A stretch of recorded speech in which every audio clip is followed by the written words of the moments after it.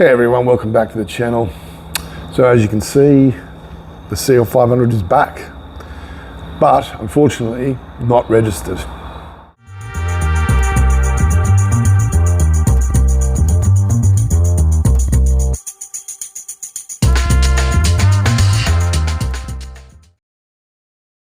Hey everyone, I'm Eric from EG's Garage with an update on my Mercedes-Benz CL500.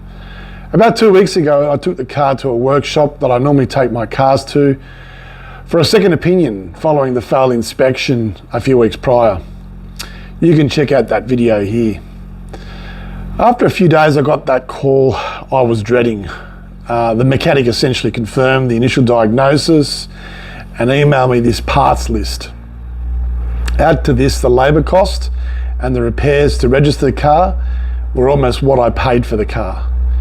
The advice from the mechanic was to get rid of the car even if it meant taking a loss. This news hit me like a sledgehammer, as you can probably appreciate, and frankly I was pretty upset hearing this from someone that I've trusted over the years and spent thousands of dollars with.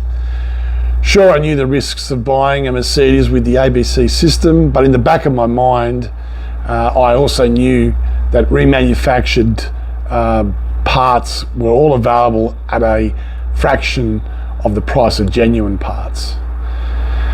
Within an hour of searching and making a couple of phone calls, I managed to find a remanufactured Arnott front strut in the state of Queensland for under $2,000. And then I found a rear strut from a Netherlands-based eBay seller for about the same money.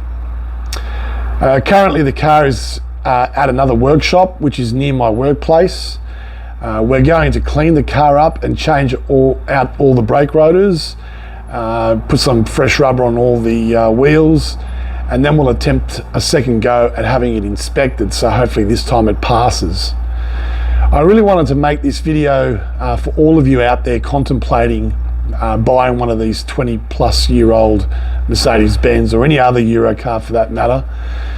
And while I wouldn't want to tarnish the reputation of independent workshops out there, I wanted to spread the message to not go into fixing these older cars blindly.